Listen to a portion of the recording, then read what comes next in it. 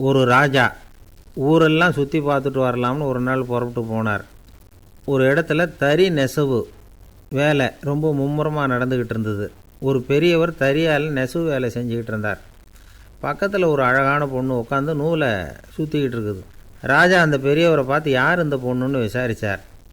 ராஜா அப்படி கேட்டதும் அவருக்கு ரொம்ப பெருமையாக போயிட்டுது. ஏன்னா உட்காந்துருந்தது அவரோட மகள். அரசே, இது என்னுடைய மகள். இவ வேகமாக நூல் திரிக்கக்கூடியவள். வைக்கோலை எடுத்து இவ திரிச்சா கூட அது எல்லாம் பவுனிழையாக வெளியில் வரும் அப்படின்னு ஒரு ராசி இவளுக்கு அப்படின்னு ரொம்ப பெருமையாக ராஜா கிட்ட சொன்னார். ராஜா இதை கேட்டதும் அசந்துட்டார். அப்படியா, இவ்வளவு அழகும் சாமர்த்தியமும் உள்ள இந்த பொண்ணு என்னோட வரட்டுமே, இவளை என் மருமகளை ஆக்கிக்கிறேன் அப்படின்னார் ராஜா. அந்த பெரியவருக்கு ஒன்றும் புரியல. ஏதோ கொஞ்சம் பெருமையாக சொல்ல போக அது இப்படி ஆகிட்டுதே அப்படின்னு கவலைப்பட்டார். இருந்தாலும் ராஜா பேச்ச தட்ட முடியுமா, மகளை அனுப்பி வச்சுட்டார். ராஜா அந்த பொண்ணை அரண்மனைக்கு அழைச்சிட்டு வந்தார். அங்கே ஒரு அறையில் வச்சு பூட்டி விட்டார். அந்த ரூமு நிறைய வைக்கோலை கொண்டாந்து போட்டு அடைச்சாங்க. 3 ராட்டைகள் வேறு வச்சுருந்தாங்க. நாளைக்கு பொழுது விடியறதுக்குள்ளே நீ இந்த வைக்கோலையெல்லாம் தங்க இழைகளாக மாற்றி காட்டணும். நாளைக்கு காலம்புறம் வந்து நான் இந்த அறை கதவை திறப்பேன். உன் தகப்பன் சொன்னது மாதிரி எல்லாம் தங்கமாக மாறி இருக்கணும், இல்லைன்னா நீ உயிர் தப்ப முடியாது அப்படின்னு உத்தரவு போட்டார். பாவம் அந்த பொண்ணு என்ன பண்ணும், பகல் பூரா அழுதுகிட்டே உட்காந்துருக்குது. ராத்திரி பூராவும் தூக்கம் வரல. மறுநாள் அதிகாலை நேரத்தில் யாரோ கதவை தட்டுற சத்தம் கேட்டுது. பயந்துக்கிட்டே கதவை திறக்கிறா. திறந்து பார்த்தா வெளியில் 3 அவலட்சணமான பெண்கள். ஒருத்திக்கு வந்து கால் அகலமாக முறை மாதிரி இருக்குது, இன்னொருத்திக்கு கட்டை விரல் கரண்டி மாதிரி பெருசாக இருக்குது, 3ஆவது பொண்ணுக்கு உதடு தடித்து ரப்பர் மாதிரி தொங்கிக்கிட்டு இருக்கு. யார் நீங்கள், உங்களுக்கு என்ன வேணும் அப்படின்னு கேட்குது இந்த பொண்ணு. நாங்கள் உங்களுக்கு உதவி செய்கிறதுக்கு தான் வந்திருக்குறோம் அப்படின்னு சொல்லி உள்ளே வந்தாங்க. உட்காந்தாங்க. கொஞ்ச நேரத்துக்குள்ளே உள்ளே இருந்த வைக்கோலையெல்லாம் தங்க இழைகளாக மாற்றி கொடுத்துட்டு போயிட்டாங்க.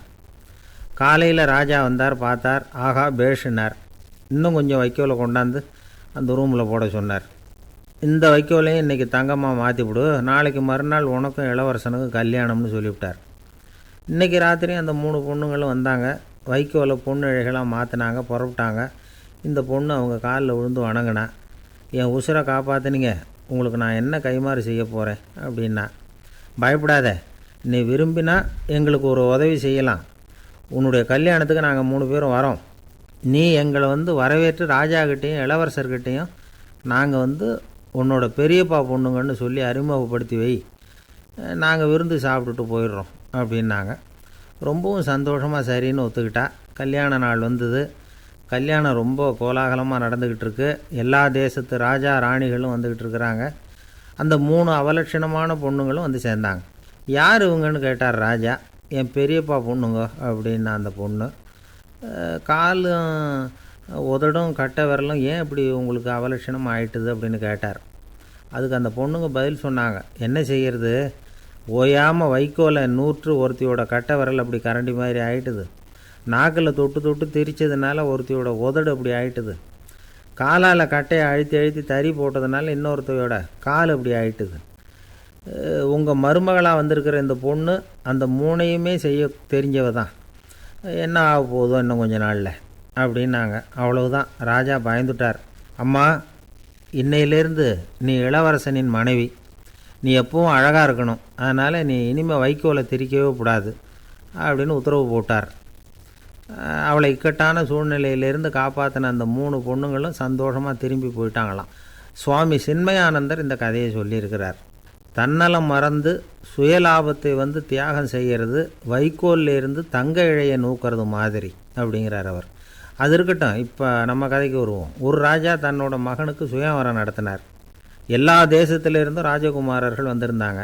ராஜகுமாரியை கல்யாணம் பண்ணிக்கலாம்ங்கிற ஆசையில் சுயம்பர மண்டபத்திலேருந்து எல்லா ராஜகுமாரர்களும் அலறி அடிச்சுக்கிட்டு வெளியில் ஓடி வந்துக்கிட்டு இருக்கிறாங்களாம். ஏன் இப்படி எல்லாரும் மிரண்டு போய் ஓடி வர்றாங்கன்னு கேட்டார் ஒருத்தர். அதுக்கு இன்னொருத்தர் விவரம் சொன்னார். ராஜகுமாரியை இன்றைக்கி தான் அவங்க நேரில் பார்த்தாங்களாம், அதுதான் இப்படி ஓடி வந்துக்கிட்டு இருக்கிறாங்க அப்படின்னார். ஒரு ஆள் ராமகிருஷ்ணரை தேடி வந்தான். அவன் கையில் 1000 பொற்காசுகள் வச்சுருந்தான். அதை அவர்கிட்ட கொடுத்து இதை ஏற்றுக்கணும் அப்படின்னு ரொம்ப பணிவாக கேட்டுக்கிட்டான். அவர் பார்த்தார். இது எனக்கு தேவையில்லை, ஆனாலும் உன்னுடைய மனசை புண்படுத்துறதுக்கு நான் விரும்பலை, அதனால் நீ கொடுக்குறத வாங்கிக்கிறேன்னார். வாங்கிக்கிட்டார். அப்புறம் கேட்டார், இதை பாரு, இனிமேல் இதெல்லாம் என்னுடைய இது தானே அப்படின்னார். ஆமாம், அதையெல்லாம் நான் உங்களுக்கே கொடுத்துட்டேன் அவன். சரி, இப்போ நீ எனக்காக ஒரு காரியம் பண்ணணும்னார். என்ன செய்யணும்னு சொல்லுங்கன்னா, இந்த நாணயங்களையெல்லாம் எடுத்துக்கிட்டு போய் கங்கை நதியில் எரிஞ்சுட்டு வா அப்படின்னார். இவனுக்கு அதிர்ச்சியாக போச்சு. என்ன பண்ணுறது? இனிமேல் அது முடியாதுன்னு சொல்ல முடியாது. ஏன்னா அந்த நாணயங்களையெல்லாம் அவருக்கே கொடுத்துட்டான். இனிமேல் அதெல்லாம் இவனுடையது இல்லை. பேசாமல் அவ்வளவையும் அள்ளிக்கிட்டு ஆத்தங்கரைக்கு போனான். போனவன் ரொம்ப நேரம் திரும்பியே வரல. ராமகிருஷ்ணருக்கு சந்தேகம். என்ன ஆச்சு அந்த மனுஷனுக்கு? காசுகளோடு அந்த கங்கையில் குதிச்சுட்டானா? போகும்பொழுதே ஒரு மாதிரியாக தான் போனான். போய் என்னன்னு பார்த்துட்டு வாங்க அப்படின்னார். அங்கே இருந்த ஒருத்தர் ஓடி போய் பார்த்தார். அவர் போய் பார்க்கும்பொழுது அவன் அங்கேயே இருந்தான். அதுக்கப்புறம் அவர் திரும்பி வந்தார். வந்து விவரத்தை சொன்னார். அதாவது அவன் கங்கை கரையில் உட்காந்துக்கிட்டு ஒவ்வொரு நாணயமாக 1 2ன்னு எண்ணி எண்ணி வீசிக்கிட்டு இருக்கிறான். அவனை சுற்றி ஒரு கும்பல் நின்றுக்கிட்டு அவனை தடுத்துக்கிட்டு இருக்குது அப்படின்னு விவரத்தை சொன்னார் போயிட்டு வந்தவர். இதை கேட்டதும் ராமகிருஷ்ணரே புறப்பட்டு அங்கே போனாராம். என்ன இப்படி பண்ணிகிட்ருக்கிற? நான் உன்னை அந்த நாணயங்களை கங்கையில் வீசி எறிய சொன்னேன். நீ ஏன் அதை எண்ணிக்கிட்டு இருக்கிற அப்படின்னார். பழக்கம்தான் காரணம். நான் ஒவ்வொரு நாளும் ஒவ்வொன்றா சேமித்து வச்சேன். இன்றைக்கி என்கிட்ட நிறைய இருக்குது. உங்களுக்கு ஒரு 1000 நாணயங்களை கொடுக்கணுங்கிறது என்னோடய ஆசை அப்படின்னா. இப்போ ராமகிருஷ்ணர் சொன்னார், ஒரே நேரத்தில் எல்லாத்தையும் சம்பாதிச்சிருந்தா நீ எண்ணுறது பொருத்தமாக இருக்கும். எல்லாத்தையும் இழக்கும்போது ஒவ்வொன்றா எண்ணிக்கிட்டு இழக்கிறதுங்கிறது சரியான செயல் இல்லை. அதனால் ஒரே தடவையாக எல்லாத்தையும் தூக்கி எறிஞ்சிடும் அப்படின்னார். இது இழப்பது அப்படிங்கிற ஒரு உயர்ந்த நிலை. இதை நாம் யதார்த்த வாழ்க்கையில் சம்மந்தப்படுத்தி பார்த்து குழப்பிக்கிட்டு இருக்கக்கூடாது. இழக்கிறேன்னு சொல்லிக்கிட்டு இருக்கிற காசையெல்லாம் ஆற்றுலையும் குளத்துலையும் கொண்டு போய் எரிஞ்சிட்டு வாங்க அப்படின்னு உபதேசம் பண்ணுறதாக யாரும் நினச்சிடக்கூடாது. இதில் நாம் புரிஞ்சிக்க வேண்டியது என்னென்னா, எதையாவது ஒன்றை இன்னொருத்தருக்கு கொடுக்கணும் அப்படின்னு விருப்பப்பட்டால் அதை மனப்பூர்வமாக கொடுத்துடணும். கொடுத்துட்டு அதையே நினச்சிக்கிட்டு இருக்கக்கூடாது. நம்மால் ஒருத்தர் ஒரு 100 ரூபா நோட்டை தன்னுடைய நண்பர் ஒருத்தர்கிட்ட கொடுத்து, இது உனக்கு தான் வச்சுக்கோ அப்படின்னார். அவர் பார்த்தார். இது இனிமேல் எனக்கு தானே சொந்தம் அப்படின்னார். ஆமான்னார் அவர். அப்படின்னா எனக்காக நீ ஒரு உதவி செய்யணும்னார். சொல்லுங்கள் செய்கிறேன்னார் அவர். இந்த 100 ரூபா நோட்டை தீ வச்சு கொளுத்தி விடுன்னார். இவர் அதிர்ச்சியாகி அவரை பார்த்தார். இப்போ அவர் சொன்னார், நீ எனக்கு அன்பாக கொடுத்தது இது. இந்த நோட்டு கள்ள நோட்டுங்கிறது எனக்கு முன்னாடியே தெரியும். சீக்கிரம் கொளுத்தி விடு, அதுதான் நம்ம 2 பேருக்குமே நல்லது அப்படின்னாராம் அவர். ஒருத்தர் இருக்கார், நல்ல உத்தியோகத்தில் தான் இருக்கிறார். ஆனால் எப்போ பார்த்தாலும் முகத்தை வெறுப்பாக வச்சுருப்பார். அப்படியே வருவார் போவார். ஏன் சார் இப்படி இருக்கிறீங்க அப்படின்னு விசாரித்தோம். ஏன்டா இந்த வேலைக்கு வந்தோம்னு இருக்குது சார் அப்படின்னார். உங்கள் வேலை உங்களுக்கு பிடிக்கலையா அப்படின்னு கேட்டோம். இல்லைன்னார். இப்படிப்பட்டவங்க வெற்றிகரமான வாழ்க்கை வாழ முடியாது. இது நிபுணர்கள் கருத்து. வேலையை நேசிக்க தெரிந்தவர்கள் வெற்றி பெறுவார்கள் அப்படிங்கிறாங்க அவங்க. எந்த துறையாக இருந்தாலும் சரி, அந்த துறையில் வெற்றிகரமாக இருக்கிறவங்கள விசாரித்து பாருங்கள். எனக்கு என்னுடைய வேலை ரொம்ப பிடிக்கும் அப்படின்னு சொல்கிறவங்களாக தான் இருப்பாங்க. அப்படி இருந்தால் தான் அது வெற்றிகரமாக இருக்க முடியுது அவங்களால. ஒருத்தனுக்கு பிடித்தமான பொழுதுபோக்கே அவனுடைய தொழிலாக இருந்துட்டுதுன்னா அவனை மாதிரி கொடுத்து வச்சவன் வேறு யாரும் இல்லை அப்படிங்கிறார் பெர்னாட் ஷா. ஒரு தடவை மன்னர் ஹுமாயூன் உயிரை தண்ணீர் மொண்டு ஊற்றுகிற தொழிலாளி ஒருத்தர் காப்பாற்றினாராம் அந்த ஹுமாயூன் உயிரை. உடனே மன்னர் கேட்டிருக்கார், உனக்கு என்ன வேணும்னாலும் கேளு தரேன், உயர் பதவி வேணுமா அப்படின்னு கேட்டாராம். மன்னா, மக்களின் தாகம் தீர்க்கக்கூடிய இந்த பணியை விட உயர்ந்தது உண்டா அப்படின்னாராம் அந்த தொழிலாளி. அவரால் அவருடைய வேலையை நேசிக்க முடிஞ்சுது. அதனால் மகிழ்ச்சியாக இருக்க முடிஞ்சுது. நாமெல்லாம் அப்படி இல்லை. வேலை கிடைக்கிற வரைக்கும் கிடைச்சா போதும் அப்படின்னு இருக்கோம். கிடைச்சதுக்கப்புறம் ஏன்டா இந்த வேலைக்கு வந்தோம்னு ரொம்பவும் அழுத்துக்குவோம். சரி, நாம் இருக்கிற இடத்துல நாம் வெற்றிகரமாக இருக்க வழி உண்டா அப்படின்னா உண்டுன்னு சொல்கிறாங்க. அதாவது மன இயல் நிபுணர்கள் இருக்கிறாங்க இல்லையா, அவங்க அதுக்கு முக்கியமாக 6 வழிகள் சொல்கிறாங்க. நீங்கள் ஒரு அலுவலகத்தில் வேலை பார்க்குறவரா அப்படின்னா இதை கேளுங்க. அதாவது உங்கள் மேலதிகாரி எதிர்பார்ப்புக்கு தகுந்த மாதிரி உங்கள் வேலை இருக்குதா? அப்படி இல்லைன்னா முதல்ல உங்கள் வேலையின் தரம் உயரணும். உங்களுக்கு மேலே கீழே வேலை பார்க்குற பணியாளர்கள்கிட்ட நல்ல விதமாக பழகுறீங்களா? அந்த உறவு முறையில் ஏதாவது குறை இருந்தால் அதை கண்டுபிடிச்சி சரி பண்ணுங்கள். நம்பிக்கைக்கு உரியவர் அப்படின்னு நீங்கள் பேர் எடுக்கணும். நீங்கள் எடுக்கிற முடிவு நல்ல முடிவாக தான் இருக்கும் அப்படின்னு அடுத்தவங்க சொல்லணும். உங்கள் தோற்றத்துக்கு முக்கியத்துவம் கொடுங்க. இது மனம் உடல் 2ம் சம்மந்தப்பட்டது. அதனால் மனசையும் ஆரோக்கியமாக வச்சுருக்கணும், உடம்பையும் ஆரோக்கியமாக வச்சுருக்கணும்.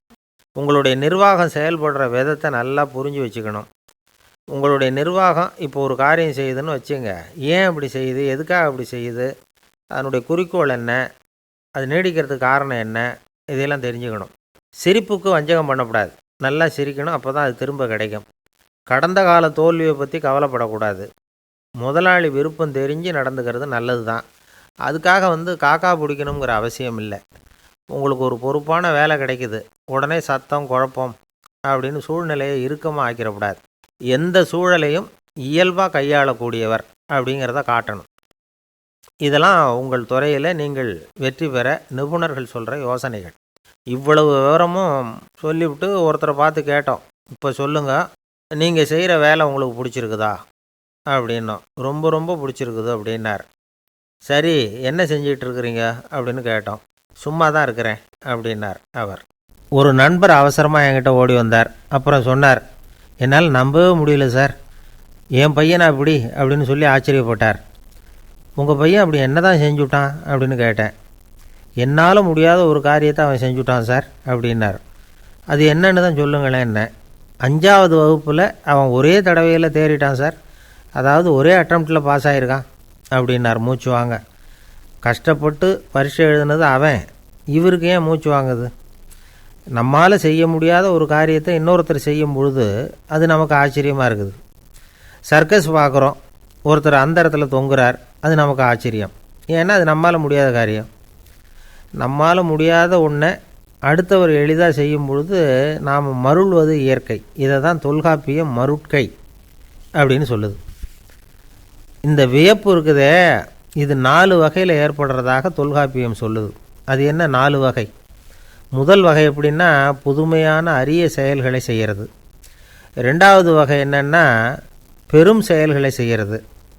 3வது வகை என்னென்னா மிக நுட்பமான செயல்களை செய்கிறது. 4வது வகை என்னென்னா ஆக்கம் தரும் செயல்களை செய்கிறது. புதுமை, பெருமை, சிறுமை, ஆக்கமோடு மதினம் சாலா மருட்கை 4 அப்படிங்கிறது தொல்காப்பியம். இன்றைக்கி விஞ்ஞானம் புதுசு புதுசாக எதையோ கண்டுபிடிக்குது. ஆரம்பத்தில் அது ஆச்சரியமாக இருக்குது, அப்புறம் அது நமக்கு பழகி போடுது. வானொலி பெட்டி புதுசாக வந்தப்போ ஒரு பெட்டி பேசுதுங்கிறது எவ்வளோ பெரிய ஆச்சரியம். இப்போ யாரும் அதை ஆச்சரியமாக பார்க்குறதில்ல. மதினம் சாலா மருட்கை அப்படின்னு ஒரு சொற்றொடர் வருது பாருங்கள், அதில் கருத்தாழம் உண்டு. எதை பற்றியும் போதுமான அளவு புரிந்து கொள்ளாத போது ஒருத்தர் ஆச்சரியப்படுறார். புரிந்து கொண்ட பிறகு ஆச்சரியம் மறைஞ்சு போடுது. மிக நுட்பமான செயல்களும் நம்ம ஆச்சரியப்பட வைக்கும். ஒரு அரிசியில் ஒரு திருக்குறளை எழுதி காட்டுறாங்க, ஒரு முட்டை ஓட்டுக்குள்ளே ஓவியம் தீட்டி காட்டுறாங்க. கருங்கல் சிற்பங்களில் எவ்வளவு நுட்பமான வேலைப்பாடுகளை எல்லாம் பார்த்து ஆச்சரியப்படுறோம். இது மாதிரி ஆக்கப்பூர்வமான அரிய செயல்களை செய்கிறது கூட வியப்பை உண்டு பண்ணும். குப்பை கூலங்களை கூட வாழ்க்கைக்கு பயன்படுகிற பொருளாக மாற்றுகிறவர்கள் இருக்காங்க. அவர்களுடைய செயல் வியப்பு அளிக்குது. இடைக்காட்டு சித்தர் பாடின 30 நூலில் வர்ற ஒரு பாடல், ஆற்றல் பிறர் அறிதலின் அகம் கிளர்வு உறுதலின் கற்று அறி பாணர் கழுமிய கோடலின் தோற்றம் உருகவே போற்றல் சால் வியப்பே. ஒருத்தருடைய ஆற்றல் தெரியாமல் இருந்தது, அவருடைய அரிய செயலை பார்க்கும் பொழுது வியப்பாக இருந்தது, மனசுக்குள்ளே கிளர்ச்சி. பாவலர்கள் இவர்களுடைய புகழை பாடி மற்றவர்களும் தெரிந்து கொள்ளுமாறு செய்கிறார்கள் அப்படிங்கிறது தான் ஒரு யதார்த்தமான உண்மை. ஆக எல்லா வகையிலும் மக்கள் தங்களுடைய வாழ்க்கையில் முன்னேறுவதற்கான வழிகாட்டுகிற ஒரு மெய்ப்பாடு தான் வியப்புங்கிறது. இந்த காலத்தில் நம்ம எப்படியெல்லாம் ஆச்சரியப்பட வைக்கிறாங்க. ஒரு ஆளை பிடிச்சி ஜெயிலில் கொண்டு வந்தாங்க. ஜெயில் அதிகாரி அவனை ரொம்ப ஆச்சரியமாக பார்த்தாரான். இவன் கேட்டான், ஏன் சார் அப்படி பார்க்குறீங்க, நான் இப்போ இங்கே வர்றது உங்களுக்கு ஆச்சரியமாக இருக்குதா அப்படின்னு கேட்டிருக்கான். இதுக்கு ஜெயில் அதிகாரி சொல்லியிருக்கார், நீ இப்போ இங்கே வந்ததில் எனக்கு ஒன்றும் ஆச்சரியம் இல்லைப்பா, ஏற்கனவே நீ இங்கேருந்து விடுதலையாகி போய் 6 மாதம் ஆச்சு, இவ்வளவு லேட்டாக வர்றியே, அதுதான் எனக்கு ஆச்சரியமாக இருக்குது அப்படின்னாராம். உலகத்தில் எதுக்கும் ஆராய்ச்சி கூடங்கள் இருக்குதுல்ல, அது மாதிரி தூக்கத்தை பற்றி ஆராய்ச்சி பண்ணுறதுக்கு ஒரு ஆராய்ச்சி கூடம் இருக்குது. அப்படி ஆராய்ச்சி பண்ணணும்னா அதுக்கு மூழ்கிக்கிட்டு இருக்கணும்ல. அதனால தான் அந்த ஆராய்ச்சி கூடம் இங்கே இல்லை. அமெரிக்காவில் பாஸ்டன் பல்கலைக்கழக மருத்துவமனையில் அது இருக்குது. அங்கே தூக்கத்தை பற்றி பலவிதமான ஆராய்ச்சிகள் பண்ணிகிட்டு இருக்கிறாங்க. அந்த ஆராய்ச்சி கூடத்தில் இயக்குனராக இருக்கிற ஒரு நிபுணர், அவர் என்ன சொல்கிறார் தெரியுமா, உங்களுக்கு தூக்கம் வரலையா, நீங்கள் நல்லா தூங்கிறதுக்கு தாராளமாக சில யோசனைகளை என்னால் சொல்ல முடியும் அப்படிங்கிறார். யோசனை தானே, காசா பணமாக கேட்டு வச்சுக்கலாமே. உணவு, மனநிலை, தூங்கும் இடத்தோட சூழ்நிலை, படுக்கைக்கு செல்கிறப்போ உள்ள பழக்க வழக்கங்கள், இது காரணமாக ஒருத்தருக்கு தூக்கம் வராமல் போகலாம். தூக்கம் வராததுக்கு இதுதான் காரணம்னா அதையெல்லாம் சுலபமாக கட்டுப்படுத்தலாங்கிறார் அவர். தூக்கத்தை வரவழைக்கக்கூடிய ஒரு நல்ல மருந்து உடற்பயிற்சி. ஆனால் ஒன்று, படுக்க போகிற நேரத்தில் இது மாதிரி உடற்பயிற்சிகள் எல்லாம் செய்யக்கூடாது. கொஞ்சம் முன்னாடி பகல்லையே இந்த பயிற்சிகளை செய்கிறது நல்லது. தூக்கம் வராமல் அவதிப்படுறவங்க பிற்பகல் நேரங்களில் காஃபி, டீ இது மாதிரி பானங்களை சாப்பிடக்கூடாது. மது அருந்துறது கூட தூக்கத்தை பாதிக்கும். வெது வெதுப்பான நீரில் குளிக்கிறது, தியானத்தில் ஈடுபடுறது, ஓய்வாக இருக்கிறது, படுக்கிறது, அதாவது படுக்கிறதுக்கு முன்னாடி ஒரு குவளை பால் சாப்பிட்றது, இதெல்லாம் தூக்கத்தை வரவழைக்கிறது ரொம்ப உதவியாக இருக்கும். இன்னொரு விஷயம் என்னென்னா, தூங்கி ஆகணுமேங்கிற கவலை வேண்டியதில்லை. அப்படி நினச்சி கவலைப்படுறதை விட்டுடணும். தூக்கம் வரலையா, உடனே படுக்கையை விட்டு எழுந்திரிக்க வேண்டியது. வெளியில் வாங்க, வேறு ஏதாவது வேலையில் ஈடுபடுங்க, கொஞ்சம் நேரம் உலாவுங்க, அல்லது ஏதாவது ஒரு புஸ்தகத்தை எடுத்து படிங்க. களைப்பு ஏற்பட்டால் மறுபடியும் படுக்கைக்கு போங்க. தூக்கம் தானே வந்துடும். ஒரு விஷயத்தை மட்டும் நல்லா ஞாபகத்தில் வச்சுக்கணும். படுக்கைக்கு போகிறப்போ உங்கள் மற்ற எல்லா பிரச்சனைகளையும் மறந்துடணும். அது எப்படி சார் முடியும்? அந்த நேரம் தானே எல்லா பிரச்சனையும் வரிசையாக ஞாபகத்துக்கு வருது அப்படின்னு நாம் நினைக்கலாம். ஆனால் பழக்கத்தில் அதை நாம் மாற்றிக்க முடியும். கொஞ்சம் முயற்சி பண்ணணும், அவ்வளோதான். இது எல்லாமே ஆராய்ச்சி பண்ணி பார்த்துட்டு அந்த நிபுணர் சொல்கிற கருத்து தான். இன்னொரு விஷயமும் அவர் சொல்கிறார். அது என்னென்னா, உடல் கோளாறு காரணமாக தூக்கம் வராமல் அவதிப்படுறவங்களுக்கெல்லாம் இந்த யோசனைகள் சரியாக வராது அப்படிங்கிறார். அதுக்கெல்லாம் மருத்துவ சிகிச்சை கொடுத்து தான் சரி பண்ணணும். சில பேருக்கு நடு ராத்திரியில் மூச்சு திணறல் ஏற்பட்டு தூக்கம் வராமல் போயிடும். ஊரெல்லாம் தூங்குறப்போ தான் மட்டும் தூங்காமல் மூழ்கிட்டு இருக்கிறது, ஊரெல்லாம் மூழ்கிட்டு இருக்கிறப்போ தான் மட்டும் தூங்குறது, இது மாதிரி கோளாறுகளால் சில பேர் பாதிக்கப்படலாம். கால் தசை முறுக்கிக்கிறதுனால சில பேருக்கு அடிக்கடி விழிப்பு வரலாம். மன அழற்சி காரணமாக சில பேருக்கு தூக்கம் வராது. இது மாதிரி கோளாறுகளுக்கெல்லாம் அதுக்கு தகுந்த மாதிரி சிகிச்சை கொடுத்து தான் சரி பண்ண வேண்டியிருக்கும். எந்த கோளாறும் இல்லாமல் தூக்கம் வரலைன்னா ஆரம்பத்தில் சொன்ன முறைகளை கடைப்பிடிச்சி பார்க்கலாம். தூக்கம் வந்ததுன்னா யோசனை சொன்ன அந்த நிபுணருக்கு நன்றி சொல்லலாம். ஒருத்தர், ஏன் சார் பஸ்ஸில் தூங்குறது கெட்ட பழக்கமானு கேட்டார். இல்லையே, நான் கூட பஸ்ஸில் போகிறப்ப தூங்கிட்டு தானே போவேன் அப்படின்னார் இன்னொருத்தர். அப்புறம் ஏன் என்னை டிரைவர் வேலை வேணாம்னு வீட்டுக்கு அனுப்பி வச்சுட்டாங்க அப்படின்னாராம் அவர்.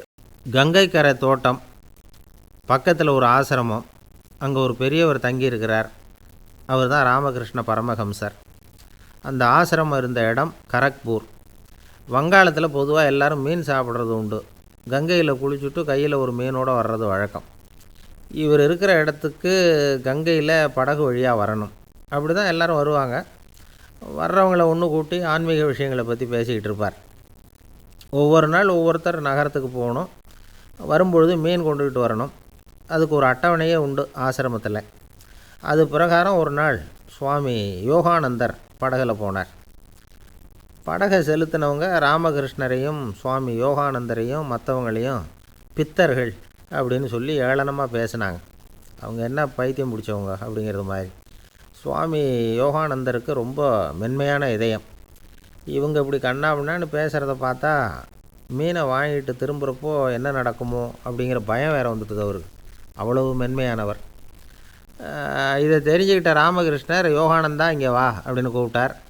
இவர் கண்ணீரை தொடச்சிக்கிட்டே கிட்ட போனார். சொன்னார், ஐயா, படகு ஓட்டுறவங்க உங்களை பற்றி மோசமாக பேசுகிறாங்க. என்ன திட்டினா பரவாயில்ல, ஆனால் உங்களை அவங்க திட்டுறாங்க. அதை என்னால் தாங்கிக்க முடியல அப்படின்னார். இதை கேட்டதும் ராமகிருஷ்ணருக்கு கோபம் வந்துட்டு தான். என்னது, உன்னுடைய குருவை பற்றி அவங்க மோசமாக பேசும்பொழுது நீ சும்மா இருந்தியா? வெளியில் போ அப்படின்னு விட்டார். குரு நிந்தனை செய்கிறப்போ அதை கேட்டுக்கிட்டு சும்மா இருக்கலாமா? குரு நிந்தனையை கேட்டால் பாவம் இல்லையா? என்னை தூற்றும்போது அவங்க பாவம் செய்கிறாங்க. அதை கேட்டுக்கிட்டு நீ சும்மா இருந்தால் நீயும் பாவம் செய்கிற அப்படின்னாராம்.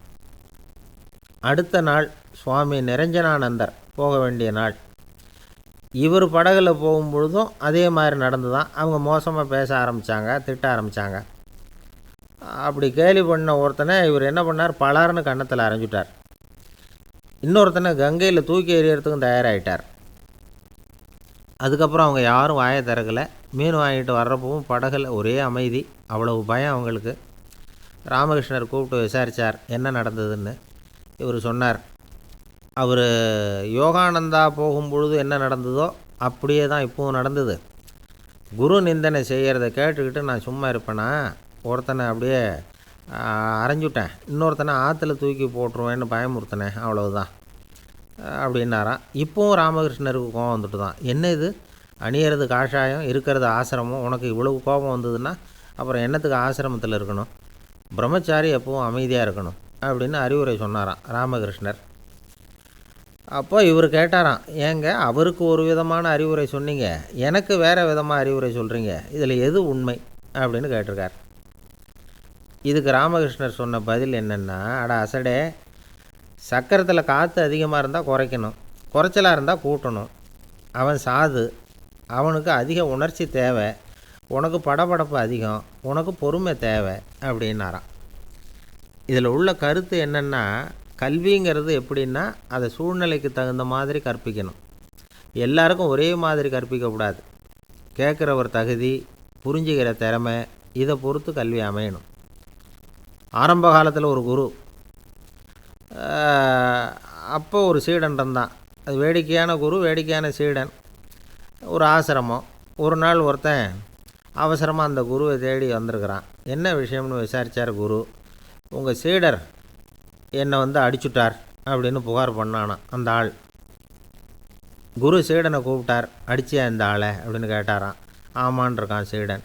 ஏன் அடித்தே அப்படின்னு கேட்டாரான். இந்த ஆள் உங்களை பற்றி மட்டமாக பேசிவிட்டான், என்னால் அதை தாங்கிக்க முடியல, அதனால தான் அடிச்சுட்டேன்ருக்கான். அப்படி என்ன பேசினான் அப்படின்னு கேட்டாரான். உன்னுடைய குருநாதர் இப்போல்லாம் அர்த்தமில்லாமல் பேச ஆரம்பிச்சுட்டார் அப்படின்னு சொல்லிவிட்டான், அதனால தான் அடிச்சுட்டேன் அப்படின்னானான். அதுக்காக அடித்தே அப்படின்னாரான். நான் அதுக்காக அடிக்கலை குருவே, இப்போல்லாம் நீங்கள் அர்த்தமில்லாமல் பேசுகிறதாக அவன் சொல்கிறான், அப்படின்னா இதுவரைக்கும் நீங்கள் அர்த்தத்தோடு பேசினதாகத்தானே அர்த்தம், அது தப்பு தானே, அதனால தான் அடித்தேன் அப்படின்னானான். ஒரு ஊரில் ஒரு ராஜா இருந்தார். அந்த ராஜாவுக்கு ஒரு மந்திரி. ராஜா ரொம்ப நியாயமானவர், நேர்மையானவர், கண்டிப்பானவர். தப்பு செய்கிறது யாராக இருந்தாலும் தண்டனை கொடுப்பார். வேண்டியவங்களுக்கு ஒரு நியாயம், வேண்டாதவங்களுக்கு ஒரு நியாயங்கிறதெல்லாம் அவர்கிட்ட கிடையாது. ஒரு சமயம் அரசவையில் அந்த அமைச்சரே விதிமுறைகளுக்கு புறம்பாக ஏதோ நடந்துக்கிட்டு இருக்கார். மன்னருக்கு கோபம் வந்துட்டுது. உடனே அந்த அமைச்சரை கிட்டத்தில் கூப்பிட்டு அவர் கன்னத்தில் ஓங்கி ஒரு அறை கொடுத்துட்டாராம். உடனே அந்த அமைச்சர் என்ன பண்ணார் தெரியுமா? நேராக போனார், அங்கே நின்றுக்கிட்டு இருந்த இன்னொருத்தர் கன்னத்தில் ஓங்கி அரைஞ்சார். அறை வாங்கினவர் திகைச்சு போயிட்டார். இவர் ஏன் நம்மளை அரைகிறார் அப்படின்னு யோசனை பண்ணார். மன்னரும் திகைச்சு போயிட்டார். நாம் இவரை அரைஞ்சா அதுக்காக இவர் போய் இன்னொருத்தரை அரையணுமா அப்படின்னு யோசனை பண்ணார். இவருக்கு என்ன பைத்தியமானு கூட நினைக்க ஆரம்பிச்சிட்டார். ஆனால் என்ன ஆச்சுன்னா, அப்புறம் அமைச்சர் அவர் கவனிச்சிக்கிட்டு இருந்தாரா, அவர் இன்னொருத்தரை அரைஞ்சார் இல்லையா, அந்த அறை வாங்கின ஆசாமியை பார்த்து கத்திக்கிட்டு இருந்தார். யார்? அமைச்சர். ஏன்பா என்கிட்ட அறையை வாங்கிக்கிட்டு இப்படி விவரம் இல்லாமல் நின்றுட்டு இருக்கிறியே, நான் உனக்கு கொடுத்ததை நீ வேறு யாருக்கிட்டையாவது கொடுத்துரு அப்படின்னார். உடனே அந்த ஆள் பார்த்தான், தனக்கு அடுத்தபடியாக நின்றுக்கிட்டு இருந்தவனை ஓங்கி ஒரு அறை அரைஞ்சான். அவன் கன்னத்தை தடவிட்டே யோசனை பண்ணான். இது ஏதோ புரிஞ்சுக்கிட்ட மாதிரி அடுத்தாப்பில் நின்றுக்கிட்டு இருந்தவனை அரைஞ்சான். இப்படி இந்த அறை மாறி மாறி போய்கிட்டே இருக்குது. ஊர் பூரா பிரயாணம் பண்ண ஆரம்பிச்சுட்டுது. அன்றைக்கி ராத்திரி அந்த ராஜா படுக்கிறதுக்காக போனார். அந்த நேரம் பார்த்து அவர் கன்னத்தில் பலார்னு ஒரு அறை விழுந்தது. நம்மளே அரையிறது யார் அப்படின்னு அதிர்ச்சியோட மன்னர் திரும்பி பார்க்குறாரு. அரைஞ்சது அவரோட மனைவி. என்னாச்சு உனக்குன்னு கத்துனார் ராஜா. உங்களுக்கு தெரியாதா, ஊர் பூரா ஒருத்தர் மாற்றி ஒருத்தர் மூலமாக இந்த அறை பிரயாணம் பண்ணிட்டு வருது அப்படின்னாங்க அந்த அம்மா. அப்படின்னா ஆரம்பித்த இடத்துக்கே வந்துட்டுதா அப்படின்னாராம் மன்னர். என்ன சொல்கிறீங்கன்னு கேட்டிருக்காங்க. இவர் விவரத்தை சொன்னாராம். அப்படின்னா நீங்கள் ஆரம்பித்து வச்ச இந்த விளையாட்டை நான் முடிச்சு வச்சுட்டேன் அப்படின்னாங்களாம் அந்த அம்மா. மறுநாள் காலை மறுபடியும் அரசவை கூடிச்சு அந்த அமைச்சர் மன்னரை பார்த்து கேட்டார். என்ன மகாராஜா, என்கிட்ட கொடுத்ததை திருப்பி வாங்கிட்டீங்களா அப்படின்னாராம். இப்படி நடக்கும்னு நான் எதிர்பார்க்கவே இல்லைன்னார் மன்னர். ஆனால் நான் எதிர்பார்த்தேன். அது எங்கே போயிட போகுது, ஊர் பூரா சுற்றி கடைசியில் உங்ககிட்ட தான் சேரும் அப்படிங்கிறது எனக்கு தெரியும் அப்படின்னாராம் அமைச்சர். இந்த கதை வேடிக்கையாக இருந்தால் கூட இதில் உள்ள கருத்து முக்கியமானது. இந்த உலகத்தில் பல கருத்துக்கள் இப்படி தான் மாறி மாறி சுற்றி வந்துக்கிட்டே இருக்குது. நம்மளும் ஒருத்தன் தன்னுடைய நண்பன் ஒருத்தனை கடத்தெருவில் பார்த்தான். உடனே ஓடி போய் பலார்னு ஒரு அறை கொடுத்தானா. அவன் கன்னத்தை தடவிட்டு ஏன்டா என்னை அரைஞ்சேன்னு கேட்டிருக்கான். நீ ஏன்டா என்னை முட்டாள்னு என் மனைவிட்ட போய் சொன்னேன் அப்படின்ட்டுருக்கான் அவன். உன்னை ஒரு முட்டாள்னு சொன்னதுக்காகவா நீ என்ன அரைஞ்ச அப்படின்னு கேட்டிருக்கான் இவன். டேய், நான் அதுக்காக அறையலப்பா, அது ஒரு பெரிய ரகசியம் நான் முட்டாளுங்கிறது. அந்த ரகசியத்தை நீ ஏன் எங்கள் வீட்டில் போய் சொன்னேன், அதுக்காக தான் அரைஞ்சேன் அப்படின்னு நான் அவன். வாழ்க்கையில் சில சந்தர்ப்பங்களில் நாம் சில அவமானங்களை சந்திச்சே தீர வேண்டியிருக்கு. என்ன பண்ணுறது, காலம் அப்படி. அவமானப்படுறவங்க உடனே அடங்கி போயிடுறது தான் உலக வழக்கம். அவமானப்பட்டால் உடனே சீறி எழறவங்களும் உண்டு. ஆனால் அதையே ஒரு சவாலாக எடுத்துக்கிட்டு முன்னுக்கு வர்றவங்களும் சில பேர் இருக்கிறாங்க. அவங்க ரொம்ப அபூர்வம். இன்றைக்கி மனோதத்துவ நிபுணர்கள்லாம் என்ன சொல்கிறாங்க தெரியுமா? அவமானப்பட்டுட்டா உடனே அடங்கி போயிடக்கூடாதான். அதையே ஒரு சவாலாக எடுத்துக்கிட்டு மனசில் ஒரு வைராக்கியத்தோடு முயற்சி பண்ணினா வாழ்க்கையில் எல்லாரும் முன்னேறலாம். அவமானங்கிறத நாம் வைராக்கியமாக மாற்றிக்கணும். அதுதான் வெற்றிக்கு வழி. ராமர் இந்த பூமியில் பிறந்ததே ஒரு வைராக்கியத்தினால தான் சார் அப்படின்னார் ஒருத்தர். எப்படிங்க அது அப்படின்னு கேட்டேன். அவர் சொன்னார், தசரதருக்கு ராமர் குழந்தையாக பிறக்கணும், அப்போ தான் இங்கே இருக்கிற கஷ்டங்கள்லாம் நீங்கும் அப்படின்னு சர்வ லோகமும் எதிர்பார்த்துக்கிட்டு இருக்குது. ஆனால் அவர் எப்போ பிறப்பார் அப்படின்னு யாருக்கும் தெரியல. அந்த காரியம் சீக்கிரம் நடக்கணுமே, அதுக்கு என்ன பண்ணுறது? நாரதர் வந்தார் ஒரு நாள் தசரதரை தேடி. தசரதா, உனக்கு ஒரு செய்தி தெரியுமான்னு ஆரம்பித்தார். அவர் எப்பவும் இப்படித்தானே ஆரம்பிக்கிறது வழக்கம். என்ன விஷயம்னு கேட்டார் தசரதர். தசரதா, நீ அடிக்கடி உன்னோட தேரில் ஏறிக்கிட்டு தேவலோகத்துக்கு போகிற, அங்கே போகிற வர்ற எல்லாம் பண்ணிகிட்ருக்க, எல்லாம் சரி. தேவலோகத்துலேயும் உன்னை நல்லபடியாக தான் வரவேற்கிறாங்க. தேவேந்திரன் உன்னை பிரியமாக அழைச்சிட்டு போய் தன்னுடைய அரியாசனத்திலேயே தனக்கு பக்கத்திலேயே உட்கார வைக்கிறான். நீயும் சந்தோஷமாக உட்காந்து பேசிவிட்டு வந்துடுற. ஆனால் நீ இங்கே வந்ததுக்கு அப்புறம் அங்கே என்ன நடக்குது தெரியுமா உனக்கு அப்படின்னாரான் நாரதர். என்ன நடக்குது எனக்கு ஒன்றும் தெரியலையே அப்படின்னாரான் தசரதர். நாரதர்கிட்ட கிட்டத்தில் கேட்டிருக்கார், கொஞ்சம் சொல்லுங்கள் என்னது அப்படின்னு. அவர் நெருங்கி வந்தாராம் நாரதரும். மெதுவாக அவர் காதோட காதாக சொன்னாராம். அதாவது நம்ம பாஷையில் சொல்லப்போனால் பற்ற வைக்கிறார். நீ அங்கே தேவேந்திரங்கிட்ட உட்காந்து பேசிவிட்டு வந்த பிறகு நீ அங்கே உட்காந்துருந்த அரியாசனத்தை தண்ணி ஊற்றி கழுவி சுத்தப்படுத்துகிறாங்க. நீ என்ன அந்த அளவுக்கு சுத்தம் இல்லாத ஆளா? தினம் குளிக்காமையாக இருக்கிற அப்படின்னாராம். தசரதருக்கு இது ரொம்ப அவமானமாக போயிட்டுது. அப்படியே செய்கிறாங்க அப்படின்னாராம். ஆமாம், நீ வேணும்னா நான் சொல்கிறது உண்மையா இல்லையா அப்படின்னு சோதனை பண்ணி பார்த்துக்கோ அப்படின்னாரான் நாரதர். உடனே தசரதர் இதுக்காகவே புறப்பட்டு தேவலோகம் போனார். அங்கே வழக்கம் போலவே இவரை கூப்பிட்டு உட்கார வச்சு பேசிக்கிட்டு இருந்தான் தேவேந்திரன். கொஞ்ச நேரம் பேசிக்கிட்டு இருந்துட்டு சரி நான் கிளம்புறேன்னு புறப்பட்டார். சரி, அவனும் வாசல் வரைக்கும் வழி அனுப்பி வச்சுட்டு உள்ளே போயிட்டான். தசரதர் வெளியில் கொஞ்சம் நேரம் மறைஞ்சி இருந்துட்டு மெதுவாக உள்ளே எட்டி பார்த்தார் என்ன நடக்குதுன்னு. நாரதர் சொன்னது உண்மைதான். தசரதர் உட்காந்துருந்த ஆசனத்தை அங்கே 2 தேவர்கள் கழுவி சுத்தப்படுத்திக்கிட்டு இருக்கிறாங்க. தசரதரால் இதை தாங்கிக்க முடியல. அவருக்கு ரொம்ப அவமானமாக போச்சு. நேராக கிடுகிடுன்னு தேவேந்திரங்கிட்டே போனார். நான் உட்காந்துருந்த இருக்கையே சுத்தம் பண்ணுறியே, நான் என்ன அந்த அளவுக்கு பாவியா அப்படின்னு கேட்டார். ரொம்ப கோபமாக கேட்டார். தசரதரே, மனுஷனுக்கு 3 கடன்கள் உண்டு. தேவ கடன், ரிஷி கடன், பித்ரு கடன். இதை தீர்க்காதவன் பாவியாகிறான். இதில் மகனை பெறுவதால் தான் பித்ரு கடன் தீரும். உனக்கு மகன் கிடையாது, அதனால் நீ பாவியாகிற. பாவி உட்காந்துருந்த இடம்ங்கிறதுனால அதை சுத்தம் செய்ய வேண்டியது எங்கள் கடமை அப்படின்னு நானும் தேவேந்திரன். இந்த இடத்துல தசரதருக்கு ஏற்பட்ட அவமானம் ஒரு வைராக்கியமாக மாறிச்சு.